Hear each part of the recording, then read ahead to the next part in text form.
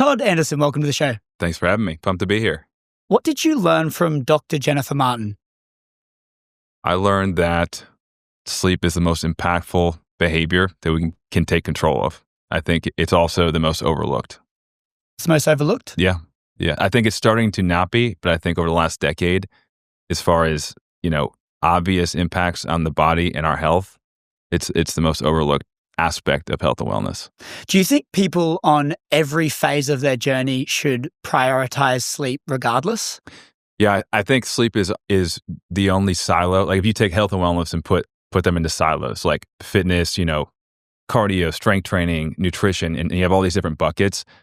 I believe that sleep is the foundation of all those things because it's the only one that impacts them equally. And what I mean by that is it's either going to make you better or worse. And each one of those buckets, even from nutrition to fitness. With nutrition, you're making worse food choices.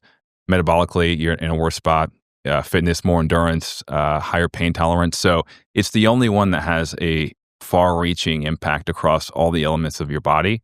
I think everything else, there's a lot of different ways to do it. There's different protocols and a lot of things that work. But as far as sleep goes, it's very consistent person to person, it's a huge plus because when things are consistent, you can start to develop behaviors and strategies that apply to the vast population as opposed to nutrition. I think it's much more personalized. So I think that's a positive thing for sleep. The reason I ask it is just I'm fascinated by this trend of sleep being a priority and a focus. And you see all of these high achievers talking about how they need to prioritize their routines and their sleeps. Yeah. But the reality is the billionaire that's saying you should get 8 hours of sleep when he was making his money probably didn't get 8 hours of sleep. Yeah, I think it's so interesting when you hear those people talk about it. But hopefully in retrospect, a lot of them I think still do work just as hard and they understand like what goes into it. So I think they are speaking from a place of experience. But yeah, most people early in their career were sleeping 5 hours a night. But on the flip side, I think culturally that was the culture. So I think you're about to see a whole new generation of CEOs, entrepreneurs, and high performers that have slept 8 hours consistently a night through their entire process. I think that is becoming a trend. So it'll be interesting to see when they're 40, like the differences and just the mindset shift and just how I think their ability to communicate is the most impactful piece of sleep. I think people are they become themselves when they're well slept. And when you're not sleeping well, you're not able to communicate as clearly. When it comes to an organization or leading, communication is really where all the breakdowns happen. So it's exciting. That's an interesting point. It's actually the culture that's dictating how people are acting, not actually if it's optimal or not. Because you're having people that, make these big businesses and they say, I don't need 8 hours. I can operate on 5 hours. We can get it done. Yeah. But perhaps when you are expanding the amount of sleep that you're getting, you can actually be more optimal in the hours that you're spending working. So you're actually more productive. Yeah. They've done some data on that. So they've had people work 55 hours a week and 40 hours a week and looked at their sleep. And it comes down to efficiency, right? And I mean, that's like a life motto too. I think it's not about having the most life. It's about having the best life. I think that's what we want, right? It's not about living the most hours. Like if you have 20 hours a day, you're awake and you feel horrible, like who cares? Let's have 16 amazing hours. And I think similarly in business, it's about how do you make the best decisions? How do you communicate clearly? Because what they found is when you're underslept, you're not making good decisions, you're not communicating, and the amount of mistakes made often outweigh the added hours. So from a work perspective, you're getting less done in the same amount of time because you're less efficient and your brain isn't able to function at a high level. So it's more about making good decisions, sound decisions, and being able to see the full picture. And it's almost like, you have tunnel vision when you're not sleeping well. You're not able to have the same perspective that you normally would when you're running on 4 or 5 hours of sleep. Where's too far? Is there a certain amount of hours 100%. that's too far? Yeah, I mean, there's definitely, it's like a bell curve. I think at the 9-hour mark, when you start consistently needing over 9 hours, there tends to be a higher risk of certain ailments. But for the most part, if you're feeling good, if you have energy, and you're naturally waking up with energy, that upper end has much less risk, right? It's one of those things like, when you look at someone that says they need 6 hours of sleep, less than 0.5% of the population can function optimally off of 6 hours of sleep. And so when people say that, I'm like, do you really want to roll the dice on that? When you look at all the long-term neurodegenerative stuff or the negative health outcomes, do you want to risk that you're one of the 0.5% of the population, or would you rather sleep a little more? Maybe you err on the high side, but there's not really many side effects when it comes to sleeping too much until you get into that like 10 and a half, 11 hour range. I feel the side effect is the amount of time that you're actually spending in your day sleeping.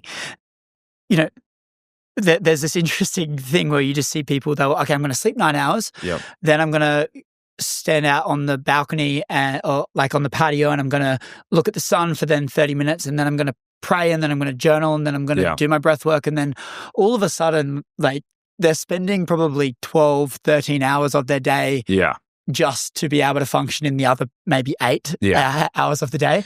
Yeah, I would say scrap all that and just focus on the sleep. I think that stuff, it's debatable. I think people vary person to person, but when it comes down to like the hard science and what's actually happening in your brain, a lot of that is on the psychological side. But when it comes down to like the physiological side of what's going on, you're much better off swapping out an hour of sleep for an hour of a morning routine, especially if you set your camera up and post on Instagram. But I think that becomes the balance of like efficiency. The other thing that I think we're in a trend, like that pendulum is swinging with sleep, right? And I think people are prioritizing it and self-care, and there's a lot of movement with people taking care of themselves. But what I battle with is, because I'm always talking about sleep, is sleep shouldn't be an excuse. There's still tremendous value in getting up, having grit, sticking to something, accomplishing things, and sometimes getting less sleep. That's okay, because those things are just as powerful, right? So there's a balance of getting enough sleep, but you need to be able to kick ass and follow through on things. And sometimes there's a benefit in getting less sleep than optimal because of the things you want to do in your life. If you want to be a high performer, you're going to have to do extraordinary things. And sometimes getting less sleep and functioning at a high level on low amounts of sleep is going to be part of it. That's just how it goes. So I don't think sleep should be an excuse, but I think it's something you want to carve out in your day, make it a priority, and do the best you can while accomplishing all the things you want to do. And I think it's almost swinging too far, where people aren't as gritty because they're like, well, I have to get 9 hours of sleep. I have to get 8 hours of sleep. You do, but I think sometimes, what you're doing during the day is the reason you're sleeping. And if that's not happening, then it's not worth it. Yeah. And you mentioned just before around it, a lot of it comes into the psychology of it and around the psychology of the sleep and the way you're kind of seeing everything. You're studying psychology at the moment? Yeah. What's making you deep dive into psychology to help with your work? I think when you look at sleep, it's passive, right? So there seems to be a gap between the medical side and the psychological side of sleep. Big focus on the medical side where people have ailments, insomnia, apnea. But when it comes down to the person just trying to feel better, we can only focus on the things you're conscious for. Once you're asleep, it's a passive part of life. And so if you really want to help somebody, you have to understand the psychology of routine, mindset, the anxiety they're going through, the stresses of life, because that's 90%, 95% of sleep issues come from how someone interprets their stress and how someone deals with their stress and the routine and the way they're wired throughout their day. And so I think if you really want to help someone, the psychological component of sleep is where most people fall short. It's not like the medical clinical side. And so that's kind of like where I land is, how do we communicate things to people that they care about so they buy into sleep, they understand how to set up the right environment. But, I think that there's a gap. And I think people need to understand how much their mindset around sleep correlates to their life. And I always say, like, if somebody has purpose in their life, like they feel fulfilled, they have community around them, they're active. I have yet to meet someone that doesn't sleep well with all those things in their life. And so I think I think sleep reaches far beyond the medical side and your sleep cycles and your resting heart rate, and much more into you as a human and feeling fulfilled. Yeah, and probably the pillar on top of that is that fulfillment. Are you working towards something throughout the day? Is there a mission that you're on so you don't feel useless as well? So then maybe there's that operating in the background as well. I look at sleep and for me, I think about the days where I have the best sleep, and I feel like it's when my head hits the pillow and there's a little bit less noise. Yeah. And so perhaps if you have all of those things, the community and the mission and the things that you're working towards, you can rest easier at night. Yeah. Do you think that because you mentioned the psychology, and then you've got like the medical aspect of this. The medical one is this easy adoption, quick kind of hit, fix, solve your problems right now. But then all of the other things, building community, finding why you're on this earth, all of this stuff actually takes time. It's a little bit hard, a little bit daunting. Yeah. Do you think that the reason maybe people might opt for that route as opposed to trying to fix their life is because one actually has a lot of strings attached? It's quite hard to obtain one of them as opposed to the other one's quite easy? Definitely. I mean, I think sometimes it's hard to look in the mirror and be honest with yourself. I think it's painful at times. I think people naturally avoid it. I think it's something that a lot of times needs like a trigger event for somebody to take a deep dive into what they're here for as a human being. So 100%. I mean, if you look at just sleep supplements over the last 5 years, they've exploded. And I think it's the same thought process of, okay, what's the quick fix, quick solution, kind of the same, not from the medical side, but it's that same like, okay, this is wrong. If I take this, problem solved. And it's just not that easy. And I think also just people don't associate those things. I think if someone wakes up in the middle of the night, what do they think? They think I have a sleep problem. And it's like, no, you probably have a stress management problem. And that is a much more difficult thing to unwind. It takes time, effort, it takes honesty with yourself. And I think that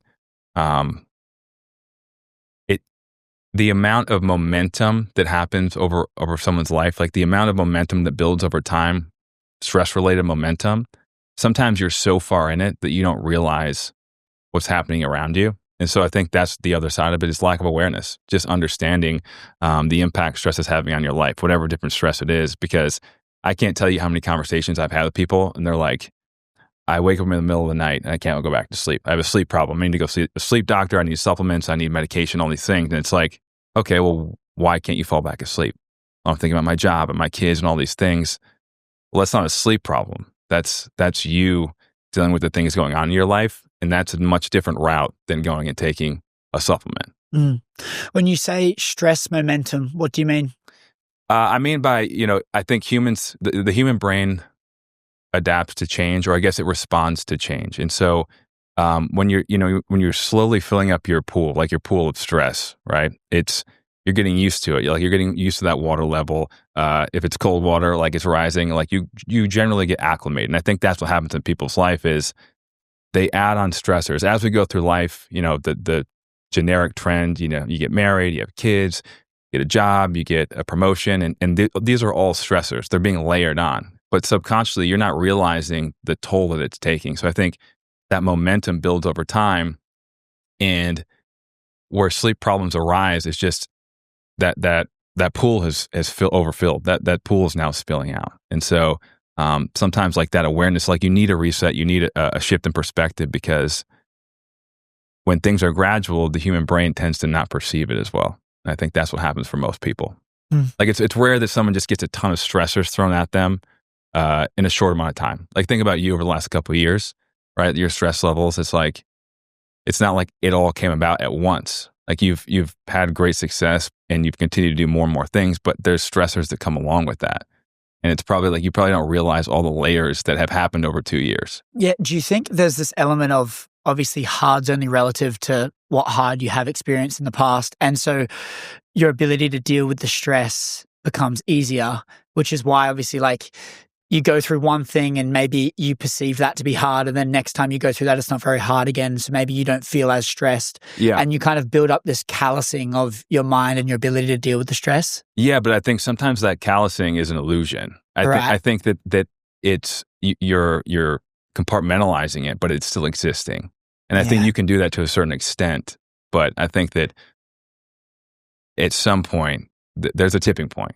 Like, and I think that a lot of times people perceive that they have control, and they're like, "Oh no, I can." I'm not thinking about that. But it takes a toll, and sometimes it manifests in different ways. It could be physical, illness, sleep. Like they kind of all run together. Stress. Stress is one of the few things in the body that's hard to diagnose based on what type of stress it is. What I mean by that is whether it's mental stress, physical stress, like illness, exercise, they're all stressors, and the body responds very similarly to each of those things. And so, when you start combining things and you have all these different types of stress going on, it gets really difficult to manage, and then it's going to show up somewhere. Yeah. I wonder if there's a period in someone's journey that they need to go through the stress in order to achieve what they want in their life and to have that mission there.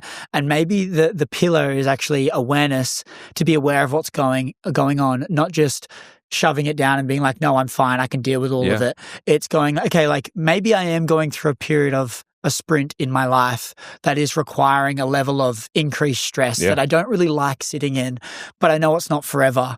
Maybe people do run in overdrive for as long as they can until their body says no and shuts down.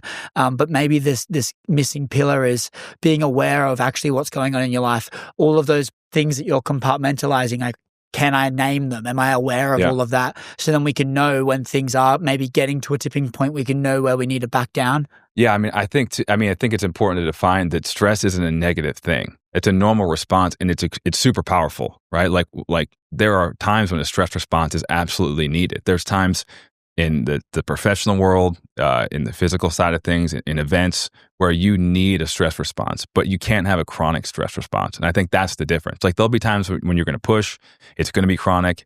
If it's worth it to you, it's absolutely something you should do. Like to achieve anything great, it's going to be stressful. There's going to be stressors, but I think understanding those stressors and then weighing the worth, like, is this thing that I'm chasing worth it? And if it's worth it, then yeah, there's trade-offs. Everything has a trade-off. But I think oftentimes there's not even a thought of what that thing is. You're just kind of going through life, adding on these different things because you think you need to make more money or try to get promoted or do these different things in your career. So I think once you have that end goal, you start, creating this plan of what it's worth to you and what stresses you're willing to take on, as opposed to just winging it. Yeah. Like when you're like, there's nothing better than chasing something, like chasing a dream, going all out, doing anything possible it takes. And I think when you find that thing, you do it. Like there's no thought. That's all you want to do as well. That's it. That's all you want to do. But I think, for that person, it's like the balance of sleep becomes, okay, I'm going to do my best here. I know it's important. I need to do it to show up as the best version of myself. And I'm going to prioritize it the best I can. But it doesn't mean stop doing those other things. And sometimes it means that sleep is going to take a hit, and that's okay. Because life is more about chasing those things than getting any hours of sleep. I think that's like something people are teetering on. Where did this start for you? Like what part of your journey made you spark this interest to deep dive into the field you're in?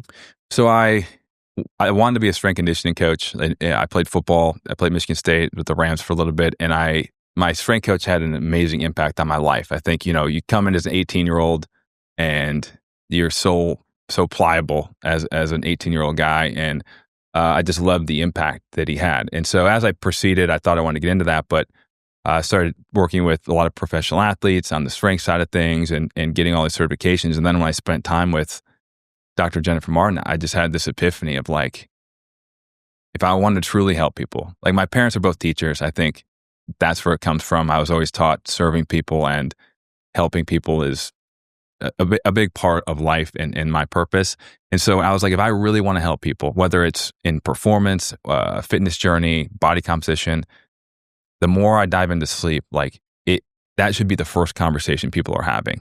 And so from that point, it just sparked, a flurry of me learning as much as I could. But I found this gap of not necessarily the clinical side, people just wanting to feel as good as they could, but they didn't have an issue going on. And so trying to just communicate the importance. And it's been amazing to see, because when I first started doing this, 8 years ago or 7 years ago, people looked at me like I had three heads. It was like, what are you talking about? Like, why would we do a corporate speech on sleep? And now people are all in, and it's been really cool to see the shift. Also makes my job a lot easier. I don't have to bash my head against the wall trying to get the message through, but it's been cool. And so I think just seeing that cultural shift, it shows how the science has changed. It's shown how the approach to people have changed, and it shows like how as a society, it's become cool to take care of yourself. I think that's been a huge shift across the board, not just sleep, everything to do with wellness. So your parents are teachers, and they instilled this nature in you to give and serve. Yeah. How did they show you that? Did they tell you? Did they act? Or talk to me a bit about your childhood and growing up and the impact that your parents had. I think they showed me that. I mean, they would talk about it, but my entire family, even coming from my grandmother, like just constantly giving back, serving people. Like my mom, she was a kindergarten teacher, and just seeing them go above and beyond for people. And a lot of times people didn't even know it was happening. It was beyond impactful. And when I think back, it's just, there are two people that were extremely passionate about their careers. My dad was a coach, and, we lived in the smallest town. We didn't even have a stoplight. We had a blinking red light. We didn't have any fast food, but the most fulfilled.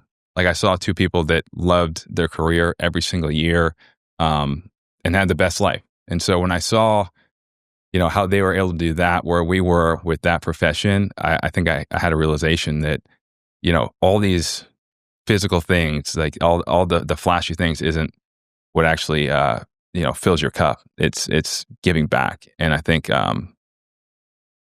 when somebody feels better, it's amazing the person they become. When somebody's not feeling their best, I don't even know if you can judge them based on that, because they're not themselves. So, I was like, this is the fastest, most efficient route to helping somebody, and let's go all in on this, because it's fast. Like when I would go to speak, it was like the feedback you would get when people would fix their sleep. They were like a new human. They're a better husband. They're a better wife, coworker, leader, and so it was an incredible feeling to get that feedback. And so it just felt like what I was supposed to be doing. And so what did the first step look like? Because I think there's this element of people wanting to make an impact and they want to give, but then they go, yeah, that's cool and all for someone to say that when they're loaded with money or they have all these things. Yeah. Like, I'm just trying to get by. Yeah. For you, what was this first step, leaving school or even during school? Like, what did you do back then? I don't even know if I had that answer when I started. But I think when things really changed was just when I stopped caring about what other people thought. When I knew my intentions were pure, I wanted to help, and I'm going to put as much information out there as I can regarding sleep or just wellness in general. Things kind of took off. That was the biggest shift. It was my personal mindset around my insecurities and putting information out there, and just going for it. It's like, I think I was dipping my toe a little bit, but it's like, life's too short. It's like, if you're going to do something, do it. And I would say about 5 years ago, I really was like, listen, I know what I'm trying to do. I know my angle, and I want nothing more than to help people. So if anybody wants to bash me for that, go for it. And I started putting it out there as much as I could, and it's been received super well. And I'll get choked up with some of the DMs I get, just because, like I said, the impact it has on people's life. Yeah. What was the things holding you back? What were the insecurities that were making you stop putting yourself out there? We're going way back. I grew up, I was a chubby kid, and I always was nervous just in a public setting or speaking, or just like being definitive and confident and telling people information. I always would kind of be like this wishy-washy, almost like non-confrontational, if that's the right word. But so it took me a while to evolve into the new person, I guess, or kind of come out of my shell. And that was the biggest thing. Just always just worried about what people think, worrying about what they're going to say, or how I'm going to be judged. And that went away pretty quickly. That once you start putting it out there, you realize that I think people are innately good. People are super supportive. Your friends are super supportive, and if they're not, then are they really your friends? Always. Yeah, there's this whole idea around fear is a mile wide and an inch deep. It's so true. It's just, once you start to understand. It's like you said earlier, right? You were talking about, the vision wasn't that at the start. Like, I didn't quite know I wanted to help people at the start, but then you embark on it, and the closer you get towards helping people, you more realize, okay, that's the thing I need to do. I also think we've been speaking about this a little bit around, like, checking in with yourself and being aware and seeing if, okay, am I actually feeling good when I have 7 hours sleep? Do I wake up and am I feeling alive? Maybe my sleep's not efficient. Maybe I need to try chuck on some of these at night, right? Yeah.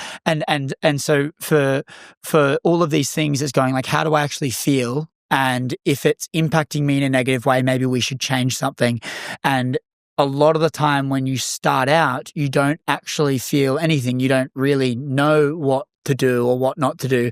But then you just keep embarking on the journey and you realize more about what you like and what you don't like. And I think that's the same, right? With when you're optimizing anything, when it comes to sleep, when it comes to your life fulfillment, whatever it is, once we step over that little wave, we realize that the fear just kind of goes away and we get more clear on what we should do and what we shouldn't do. And it helps kind of shape us in this direction, that maybe a direction closer towards life fulfillment, and you'll get clear on the things that actually matter in your life, I guess. Yeah, I mean, I think the fear of starting is 10x the fear of actually doing.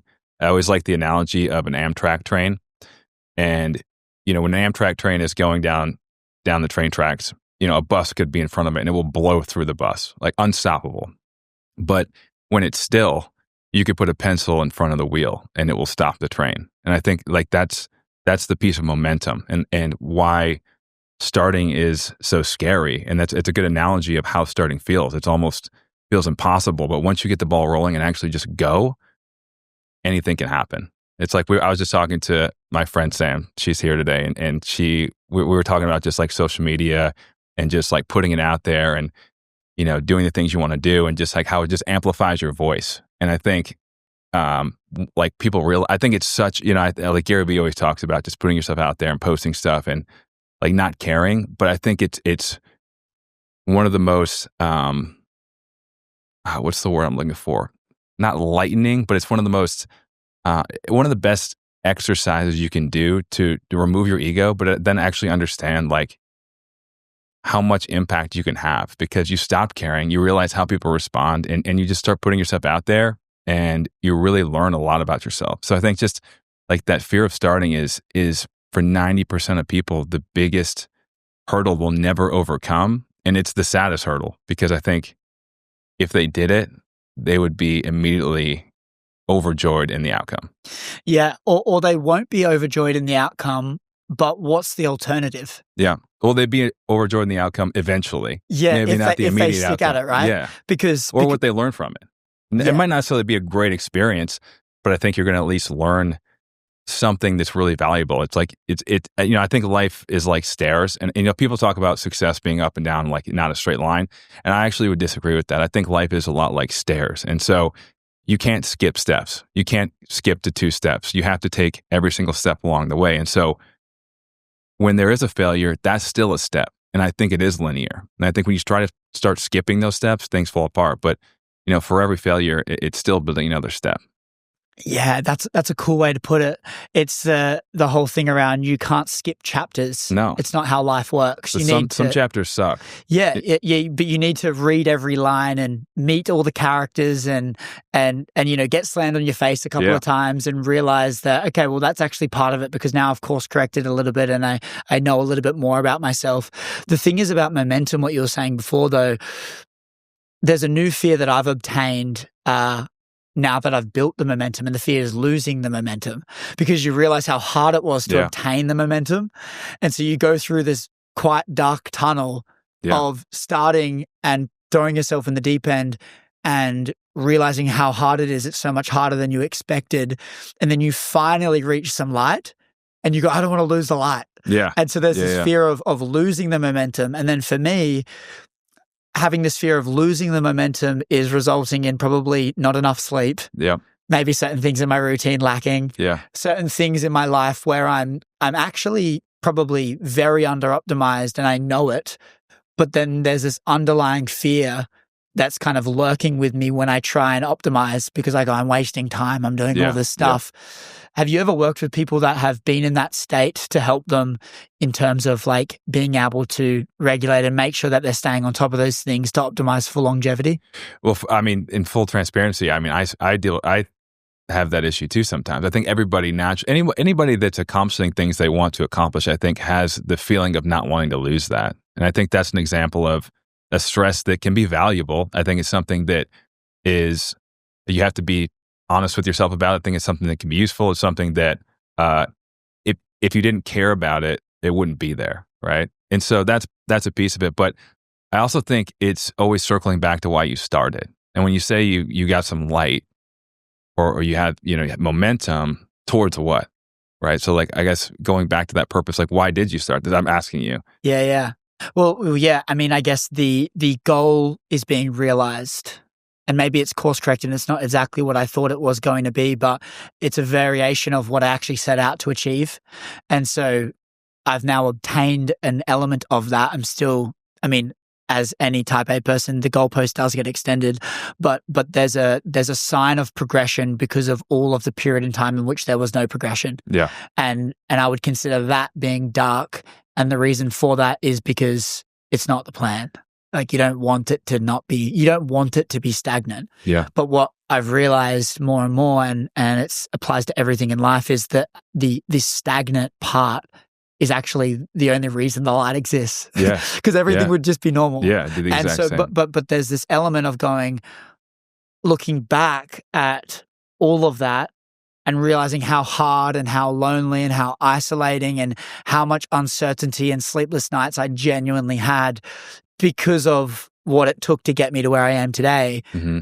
I'm like, fuck, imagine losing what I've just obtained and then have to do it all again. But do you think you're worried about losing the things that are happening or the feeling of obtaining it? Yeah, well, I guess if you look at it in that lens, it actually the feeling of obtaining it is the thing, but also the only reason it feels good is because of the dark. Like if everything's just winning all the time, you become numb to the wins. But because you have that polarity and that comparison point in the low, that's why the high feels high. So when you're explaining it, there's this element of going, even if you do lose it, good. It means that when you actually get to the thing you're trying to get to, it's going to be worthwhile. Yeah. Yeah. I think this relates a lot to when athletes leave their sport. And, what happens is people, they get this spike that's higher than 99.9% of people will ever experience, right? You like that feeling of success is amplified in front of 100,000 people, right? And so that gets so high at such an early age. And then your baseline for that feeling gets raised. But then you leave your sport and you're trying to figure your life out. And then you're trying to create that same feeling of progression. But your baseline is now so far adjusted because of the things you went through early in life. Most people, the goal is, like you're talking about, like, you progress as life goes on and that feeling is relatively consistent, but it's not too far out of reach.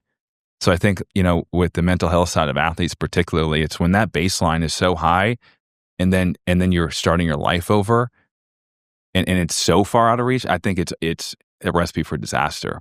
Yeah, there's also an identity piece that comes into play here, right? Yeah. You're identifying as the athlete and that becomes your life. And then when that gets stripped away from you with an unforeseen injury or whatever it might be, you go, oh, I am this guy. I'm being perceived as this guy, and now I'm not. Did you face that when you had all these injuries in sport? Did you ever have any identity problems? Yeah. Well, my injuries were earlier, so I didn't even get to the point where I felt my identity was that high. But when I left, honestly, my wife had a pulmonary embolism and stopped her swimming career. She was a 2-time Olympian, and we were going through that at the same time. And so it kind of delayed my, my chance. Not my chance. It delayed me actually working on myself in a good way because I was more worried about her and wanted to help and be supportive.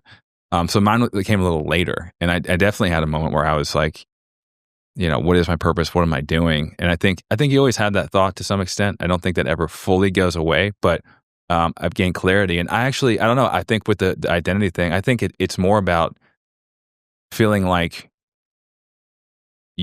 I think it's less about the identity of the athlete and more about the identity of I am doing something that fulfills me. I'm excited about. I have goals that I'm trying to reach, and that goes away. I don't even know if it's necessarily the athletic side of it, because when people build themselves back up on the business world or different competitions, whether it be High Rocks, whatever, they seem to get that fulfillment again relative to the medium. It doesn't matter what you're doing. So yeah, I think it all has to do with what you're talking about, like that feeling of progression and success and how you define success and having that consistent growth along the way. But I also think it's important to recognize you are going to lose that feeling if you continue at the same pace, right? Like just naturally, like we were talking about earlier, the brain responds to change. And so, if that's the feeling you're chasing, you're always going to have that stress. So I think it's also diving a layer deeper of figuring out, on another level, like what is purpose for you when that progression ends? Because at some point you're not going to be able to keep progressing like that forever. Mm-hmm. And that's kind of like when the lights turn off, what does that look like? Yeah. It's a hard question. It's a hard question to reflect on. Yeah. I speak about this topic a lot. Yeah. The idea of the more you progress towards mastery, the less you can progress. And most of us walk through life and we have happiness tied to the amount we're progressing. But the problem there is the goal is mastery.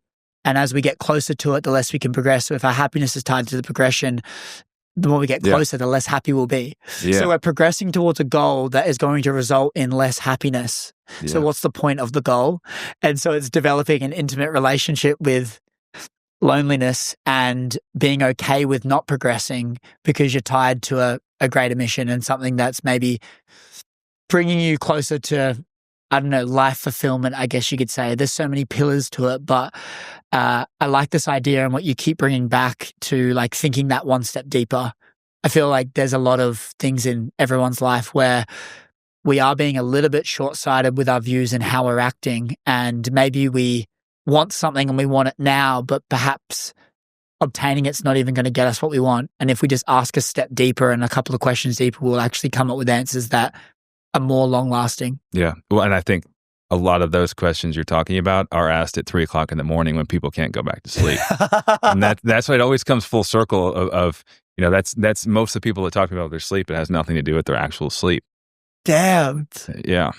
Let's unpack this a little bit more. But there are a lot of things you can do though, like to, on the physiological side to combat the psychological stresses. And I think that's like using those tools is useful.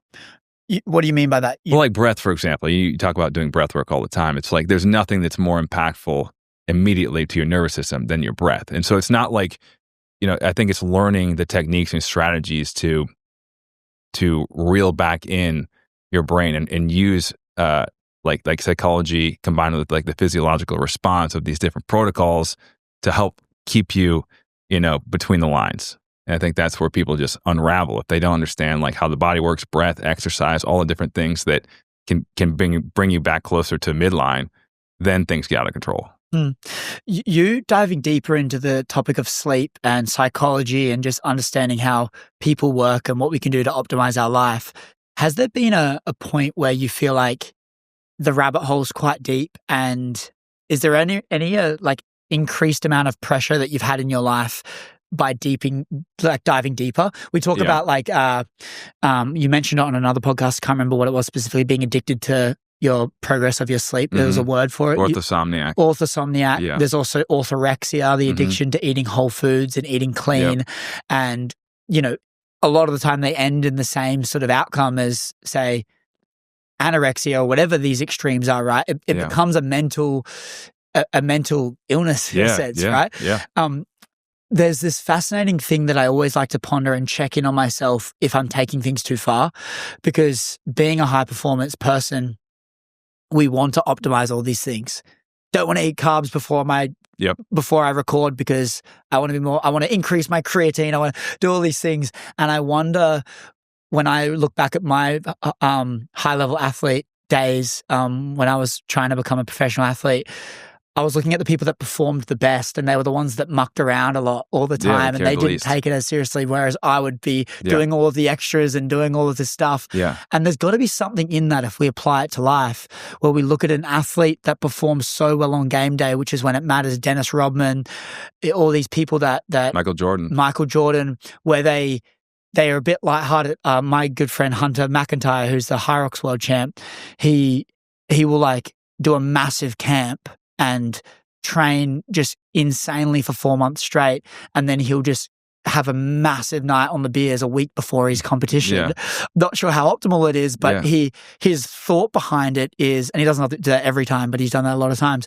His thought behind it is it just releases the pressure of like being so serious. I wonder if there is something with that and the psychology behind that. For sure. I mean, stress will cripple any athlete. Like, so the best athletes are the ones that are the best athletes are always stress free. They're not thinking about the performance. They're not thinking about the stats. They're not thinking about the plays, they're reacting, they're in a flow state. And I think that's why a lot of the athletes that don't take things serious actually are the best athletes. I don't mean don't take it serious like in the game. When I said Michael Jordan, I mean by like he, outside of basketball, like he was not taking care of himself, but he was just determined and he wasn't overthinking things. And I think with sleep, it's similar to like fitness, right? When you first started lifting or whatever, it's like you're obsessed with like what exercise is the best, what's the sets and reps. And the more you dive into that world, you realize, there's a lot of gray. All the stuff kind of works. You don't have to be as granular. Same with nutrition. Sleep's no different. So most of the time, I'll spend most of the time talking to teams and athletes about sleep, actually deterring them or pushing them away from overthinking their sleep, having them take their trackers off before a competition. And because sleep's one of the things where it's almost like checking the box. It's not like fitness. You can get more fit, have more endurance, and continue to progress almost forever, or at least close to it. Sleep is something where if you're getting 8 hours, if you feel good in the morning and you have energy, check the box and move on. You should not continue to optimize it forever because it's just going to walk you down a bad thought process. You're going to become fixated on it. It's going to create stress instead of take away stress, and you're going to be in a worse place than you started. So sometimes sleep trackers aren't for everyone. I think they're amazing to reflect on, but to wake up and look at a number and have that dictate how you feel is the worst approach you could have to sleep. Yeah, feeling first and then go to it.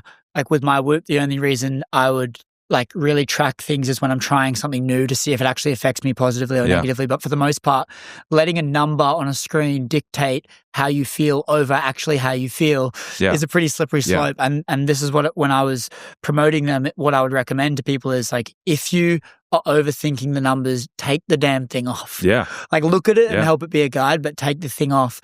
You mentioned their flow state just before and how the best athletes are in flow state. Mm-hmm. When we look at every athlete, especially professional athletes, or anyone that's an expert in any field, they're an expert, which means they know what they're doing. Yeah. Maybe when they are in training, they can hit 100 free throws at once and never miss, but then in the game day, they fail, which shows it's not a skill issue. No. They're actually not in their parasympathetic and they're in fight or flight, which means they can't access muscle memory probably a lot of the time. They're probably in this state where when you look at the best people and they're in this flow state, they're doing the free throw and they can't even hear all the noise around them. They're literally just so locked in, just like they're at training. Yeah. And so how do we do things in our life to make us access this flow state? And once we have it, maintain it as long as we possibly can. I think flow state is just the ultimate form of presence. I think when they are present to a level beyond belief, there's not another thought in their mind.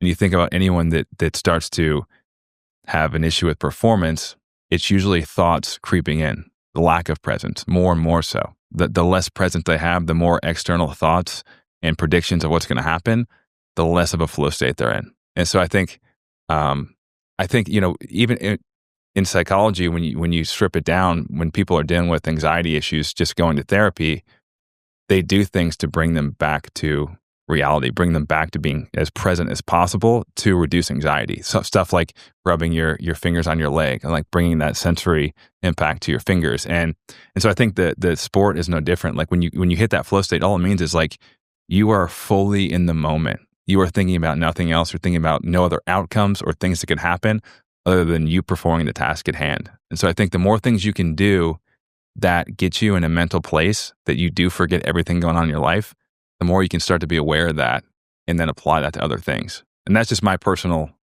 view on it, but I think it could be useful. I think you apply that to every area of your life.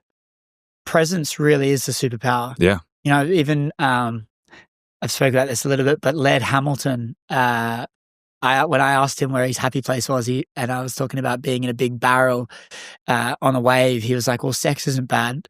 And the thing is, where he talks about is, where we got to in the end was wherever you can be at most peace and in the moment as much as you can possibly be, that's a superpower. That's where you can be happy. You can't be happy anywhere else. No. Because it's filled with thoughts, worries, concerns. And so accessing presence in everything has to be the superpower. Yeah, that's how I define flow. When I think of flow state, that's how I would define it. Presence. Yeah. Yeah. I wonder why it's so hard for us to do the things we know will make us present. Think about this for the breath work, for example, 5 minutes of breath work Mm-hmm. will literally fully alter your state and you'll be so here, right now. Yeah. But playing a 4-minute or 5-minute guided breath work seems to have so much friction before we're doing something big. Like one of the, I forgot who it was. Maybe it's Marcus Aurelius. He's like, I've got a busy day today. I'm going to meditate for 6 hours instead of 3. Yeah. And it's something like, how can we we need to almost like put ourselves in our future self shoes after we do this little task that's going to access more presence in our life. And how can we like hold ourselves accountable? Because for me, I struggle. I do the breathwork before the pods, but other than that, I don't really do it. And so I wonder like what does get in the way? Maybe it is this like driven nature of, oh, we need to go. We can't do that. I think it's the nature of protection too. I think that as we evolved, like those stresses were mostly things that kept us alive. And so you wouldn't want to forget about those things. But I think as society's evolved, now we've created these stressors that feel as imminent as getting attacked by an animal, but they're all throughout our life, like money and, relationship stressors, all these different things, social media, all these things that didn't exist a long time ago. I think we interpret the same as like existential threats back in the day. And so it's counterintuitive to our brain to turn those things off because it was protecting us. Like you should be on high alert. Like when you sleep in a different environment, going back to sleep, the first night you're 50% more sensitive to sound the first night like you sleep in a hotel room or a new environment. But that makes sense because you're hyper aware. If you were sleeping in a new cave as we evolved, like that's a huge benefit to be hyper aware, be aware of your surroundings and, basically reduce risk. And so I think it's the same thing going on in the day-to-day. It's like we've created all these stressors that we deem as impactful as existence back then, and they're treated as such. And so your brain doesn't want to turn off because that means you're walking away from something that's a threat. And so I think it's naturally difficult to do. How important is routine when it comes to sleep? I would say routine is important, but I would say your mindset around it. And the biggest thing, if there's one thing with sleep that outweighs everything else, is the consistency in your bedtime and your wake time. You could put every other thing associated with sleep on this side, and the consistency will outweigh all of it on the other side. So like that's the biggest thing you can do. 7 days a week, 365 days a year. That's the most impactful thing. The routine can be extremely impactful for a lot of people, but again, it has to be something that works for you. It has to be something that actually reduces your stress. It has to be something that you buy into, that you enjoy, that you can be consistent with, that you look forward to, that is creating the right mindset surrounding sleep. There's some people where they create this 4-step routine, but it's actually stressing them out because they start to think about how not sleeping well is going to impact them, and they have to get all the things done. And when it's thrown out of whack, then they don't sleep because they didn't do step A, B, and C, and all of a sudden it becomes a negative. So I think in life in general, being rigid means being fragile, right? Like skyscrapers, they sway back and forth for a reason because you need some give in order to be strong. And so I think a routine is the same way. Like it's good to have certain things that wind you down, but whenever you're so rigid, you become super fragile, and that shatters when something gets thrown out of whack. As soon as you have to travel, as soon as you run out of your supplement, as soon as the electricity goes out and it's warm, things fall apart. So I think it's about picking your non-negotiables, the thing that truly center you and bring you to a place of peace and a peaceful mindset. And those are the non-negotiables you implement, but don't create a routine just to create a routine. Yeah, by creating the routine, you're just adding more things that you're dependent on. Yeah. Which means we don't want those. We don't want to be dependent on all these things because then it would just dictate our mood. Yeah. And an example of like how individualized a routine is too is that, with the blue light's a very trendy topic, right? Blue light, it invigorates your brain. It wakes you up more than any other light. But now they're finding that it's individual in the sense of what you do before bed. So when you look at a TV screen, right, tons of blue light, everyone would say it's horrible for your sleep. But they've done studies now on people that have grown up with the TV on at night. And that's something that actually brings them peace and actually creates this environment that they're used to, and their brain associates that with sleeping. And so it can actually be a positive for certain people depending on what they're used to. And so it's just very dependent on your mindset and what brings you to a place that you feel like you can totally relax. And that's what it's about. Okay.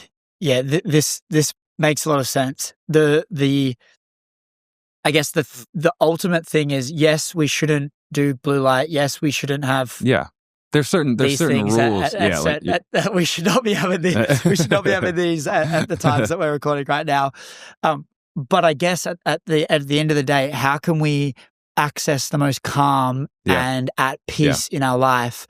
And if we can have our eyes shut when we feel the most calm, we'll be able to get the most sleep. So things like this and red light and the glasses that help block all the blue light and the green light, they're allowing us to, our body to like signal that it is nighttime. All these, you're not going to be worse off wearing things like this, but having things that will kind of access probably deep down our subconscious and how we're actually being operated, like the cogs that are in motion. How can we access the thing that aligns with that the most? I wonder though if there's a way that maybe there's been so many things in our upbringing maybe that have served us negatively, and maybe they're adding more fears. And I wonder if there's a way that we can reprogram those so that we don't need all of those things. We don't need the TV on at night. Like I was speaking to someone and they said that they're like this woman had to sleep with the TV on all night. And he was lying in this bed, waking up every 10 minutes going like, why is there why are we listening to a cartoon before bed? Like, I wonder if there's a way, but then she goes, oh, I need it to sleep.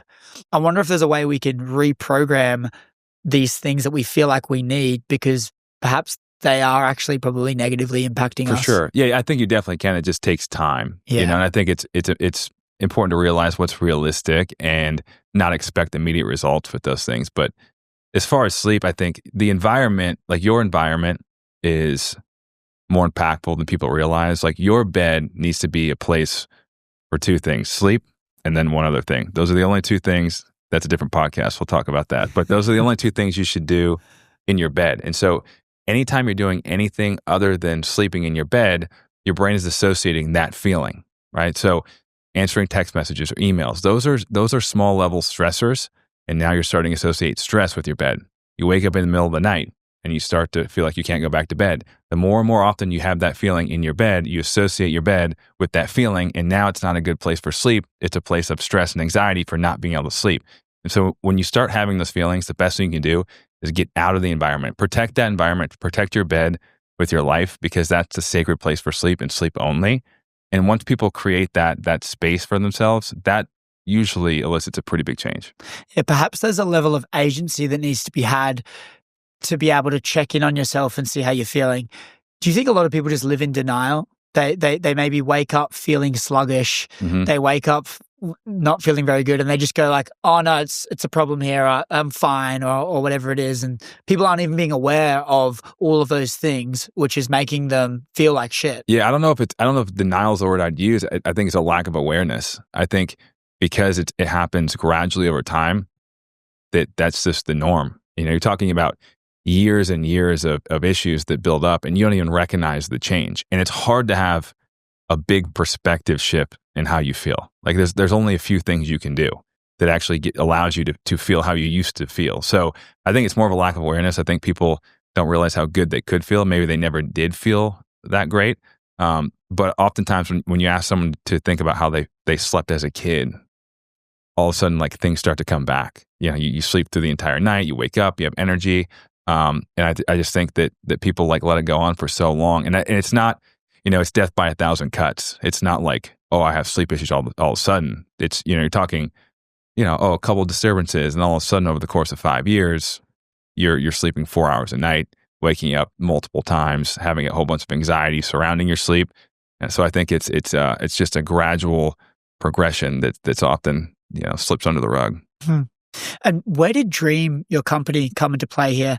Where did that get started? What sparked the idea? Yeah. And tell me a bit more about the messaging and kind of the reasoning behind creating Dream.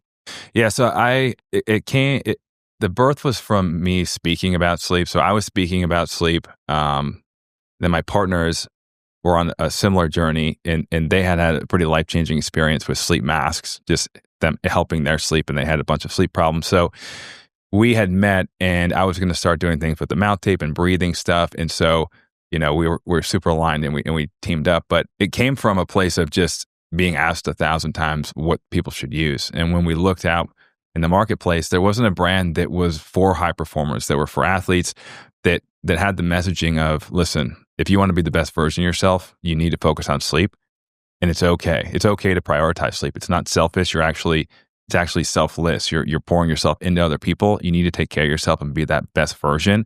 And there wasn't really anything like that at the time. And so we started making things like the mouth tape and the nasal strips and the sleep mask, and they were geared towards high performers. We have a lot of pro teams and college teams that, 5 years ago, you couldn't even find a sleep mask that a college football player would probably wear. There were pink silk sleep masks all over the place. And so it was more about just communicating that message. And then it was also about the education. Like we were always built on the education of just the understanding of how important sleep was, especially for a high performer. And so, we pushed the education side, and then the products kind of followed along. And they're just, our goal is really, if we can educate the population on how much better you'll feel when you're sleeping well, hopefully we have the best products when they seek things to support that. But that's our goal. Like if we can change the night 8 hours, or change the world 8 hours at a time every single night, that's the goal. And I think it's our responsibility to have the best products when they seek those out.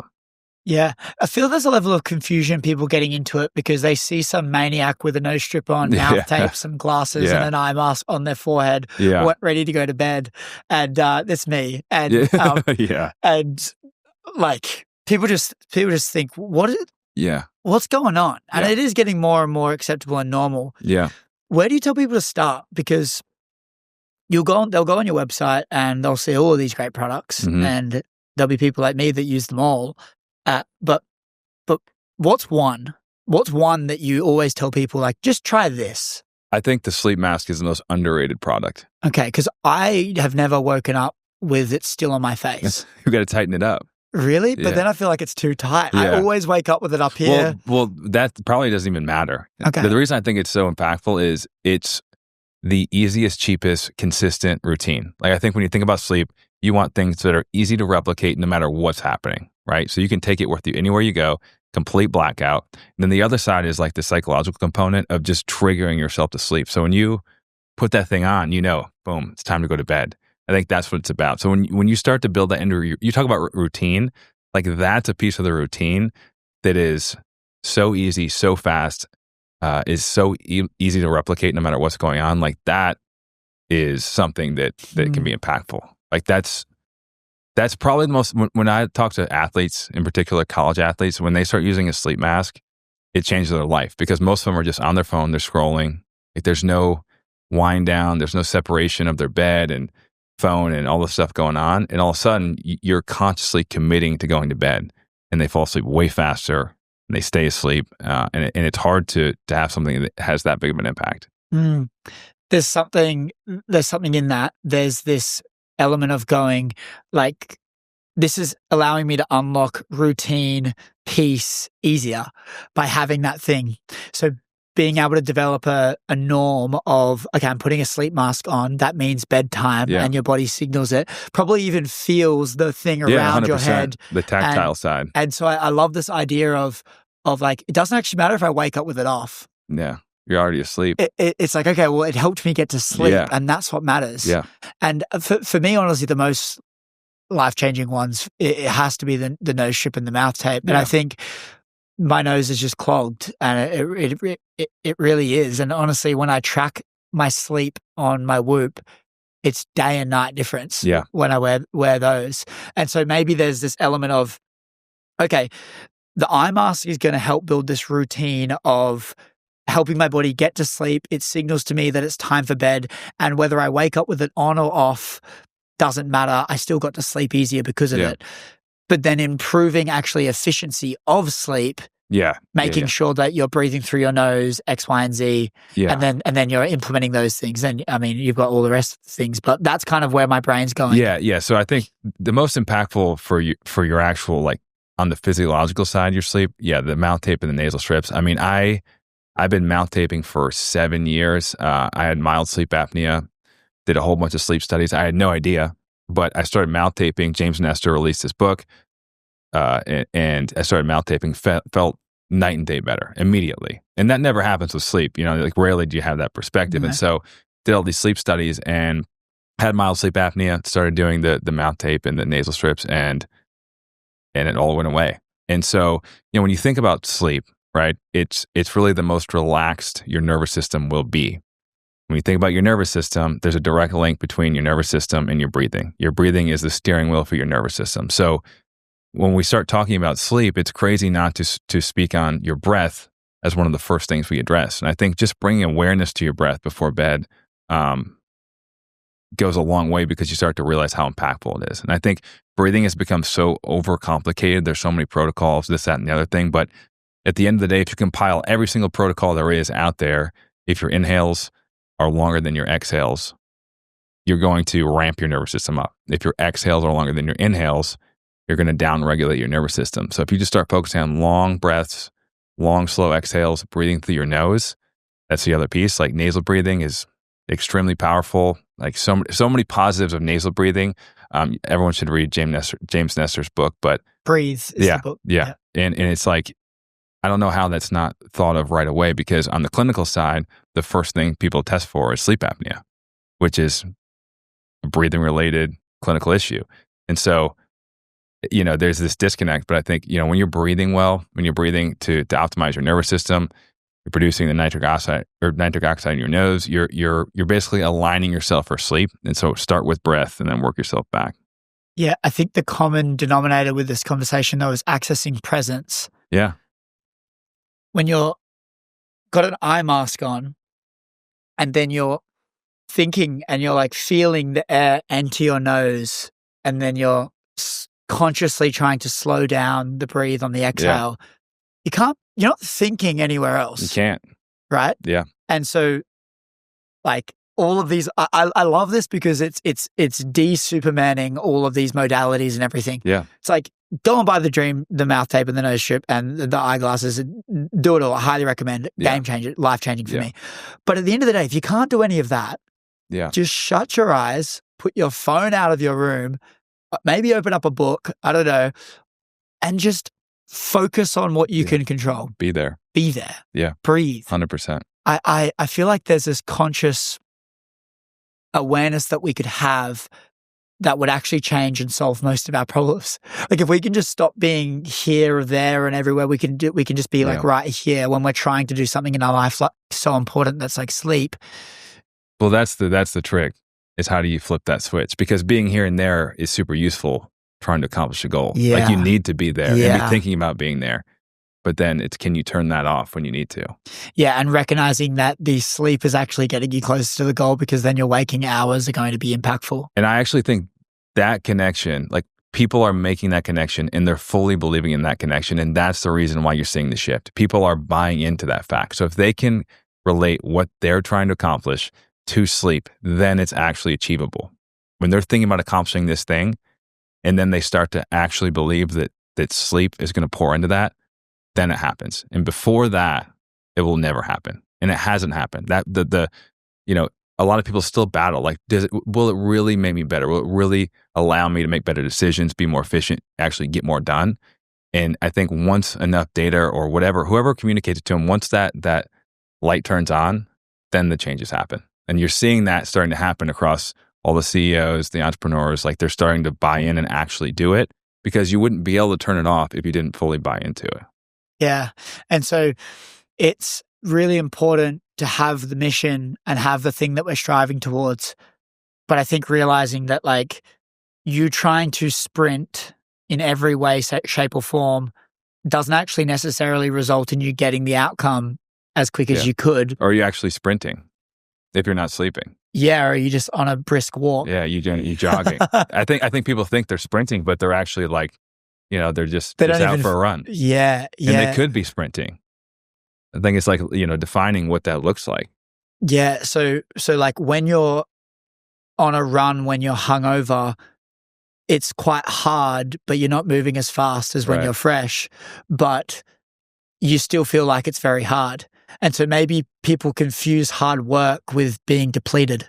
Yeah. I think people confuse hard work with accomplishing goals. You can work hard and be really inefficient and make bad decisions and waste your time. And it can be really hard. It's like a workout. You can go do 1,000 push-ups. It'll be super hard, but it's probably not going to help you get to what you're trying to accomplish in the fitness space. Yeah, you just have some sore elbows. You have to be strategic. It's about like doing things the smart way, the efficient way, the scientific way. Damn, I love this perspective of how we think we're sprinting, but maybe we're just unoptimized and tired, and it's harder when it shouldn't be. If there's anything sleep does, is it impacts your perspective of how you feel, your perspective of how you're performing, your perspective of your emotion, your perspective of even reading people's emotion. Like you become literally a different person. Like you literally will speak differently. You won't be able to read facial expressions as easily. You'll be more emotional. Like everything starts to break down. And so like those are all the things you need to be successful, whatever you're doing. Or you'll just be more you. Yeah, you're your true self when you're well slept. And when it's like the Snickers commercial. Like you're not you and you're hungry. You're actually not you and you're not sleeping. Yeah. Damn. What's exciting you at the moment? What's something that you're excited about in life? Well, we're in 2 weeks we're going through the embryo implant for IVF. So hopefully we'll be pregnant. Yeah, my wife will be pregnant. Congrats. It's been a journey. But I'm excited. What part of that journey's been the hardest? Just the time, I'm 37, so it's taken a couple of years to like sort it all out, but it's been a blessing because, we went through the IVF process because we did this genetic test and we had this crazy match for these certain genes that would have been an issue for our child. So we're able to, utilize science and do testing for it. And then you eliminate those genes for future children. Like, they're able to look into those prior to, her being pregnant, which is really cool, and prior to the embryo. And so it was a blessing to like learn that because that would have been, a really hard process to go through. So the hardest thing is to spend the time, but there's a lot worse things, and having the resources to be able to go through it has been a blessing. But that's exciting. It's also slightly scary. It's 50% exciting, 50% scary. I want to talk about bad sleep. That's going to be some bad sleep. What's scary about it? Just the responsibility of it, the unknown, I think everyone's just trying to figure it out themselves. And now you have a human being completely reliant on your guidance in life. And I think that's a big responsibility, but I think it's exciting. And it's something that I can already tell it will make me better as a human being. So I feel like it's one of those things where I'm keen to chat to you like a year after the baby's I'll probably have born. bags under my eyes. You'll be like, I scrapped the sleep thing. I hadn't had a child yet. Yeah, I'm done sprinting. Hey, but just on that note, what's interesting is speaking to people around sleeping while they have children. Yeah.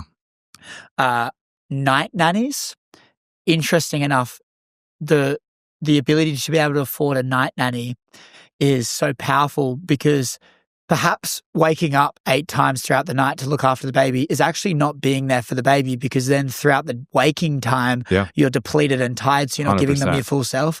So being able to afford a night nanny allows you to actually show up for the baby when it matters, not just while it's sleeping. And it was an interesting thought where someone was like, I can see why wealthy people can have babies easier because they can have a night nanny. Yeah, and no doubt. I went, wow, like that's an interesting perspective. Is there anything you want to share before we wrap up?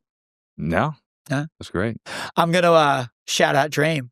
If you guys are struggling with your sleep or you're looking to optimize your sleep, honestly, it's quite literally changed my life. I don't know if I actually have a deviated septum. Probably. 75% of people have deviated septum. Yeah. I mean, high. look, I got knocked a fair few times playing football, so perhaps it is like that. But I feel bad for any woman that's in my bed because my snoring, but then the mouth tape. Just the snoring?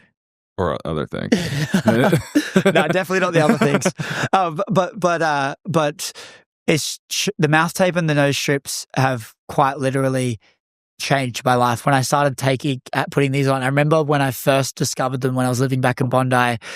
I was with one of my friends, Jake, a Lasta boy, and we put this tape that we got sent and this nose strip and these glasses, and we were just laughing at how ridiculous it looked. Yeah, no, it's wild. And then I looked back at a photo of it and I went, hang on, that's me every day now. And I was laughing at how stupid that was back then. Me and my wife are quite the scene because we both do it all. Yeah. So it's like, Yeah. if someone walked in and like robbed us, they would be like, what are you guys doing? Yeah. But honestly, like it's day and night difference when I track it. It's a game changer. These glasses as well. There's also a red pair, and they have a combo deal on the website. I recently discovered because Ali bought them over there, and she was like, "Oh yeah, they had a combo deal." I was like, "Get the combo deal. Get both of these and try out some mouth tape and even the second with nasal strips. If you use code Griffin, you can get a discount off your order." And I love the brand. I love what you guys are doing. We're coming out with in December. It's a recovery blanket. So we got the rights to this patented material called Celliant that converts thermal energy to infrared energy. So it's a 25-pound weighted blanket, but your body heat is reflected as infrared waves. And so that's never been done before in a blanket. And so there's like great research on weighted blankets for sleep are great. It's like a sense of security and there's really good data. But then with this Celliant material, it increases blood flow to soft tissue, reduces soreness. Like it's legit. So it's like a self-powered recovery blanket. That's a weighted blanket that you throw on your bed over the top of your comforter. Damn. It's sick. Exciting times. Super exciting. I think when I was aligning with a brand, it was looking at the longevity of what they're doing, and you guys are actually building a brand, and you're not just hopping on a trend and just kind of drop shipping some shitty stuff in the same packaging as the other 80 million different brands, and you're building something really cool. And I think I love what you guys are doing, and I'm here to support wherever I can. So I appreciate you coming on the show. I feel like there's the one key takeaway for me is how do we access presence in our life, and knowing that when we can access presence, everything else starts to flourish. Yeah. All of the things that we seem to have hold us up in our life probably come from not being right here. Yeah, 100%. Right now. And especially like when it comes to a fulfillment standpoint, a peace, joy, fulfillment, overarching like happiness feeling, we can't have it when we're living somewhere else. And I think there's got to be this element of being able to be full within ourselves where we're at right now. When we can do that, our sleep can thrive and all the other areas in our life can thrive. And that's what's really inspired me about today. I appreciate you coming on. Thanks, man. It was a blast. And this set's pretty sick. It's pretty cool. For everyone that's still tuning in, this is a tobacco barn in the middle of Nashville, a bit outside of Nashville. A little north. It smells amazing. It smells amazing. So I'm grateful to have you here, and thanks for coming on the show. I appreciate your time. Thank you, bro. Thanks, Todd. See you later.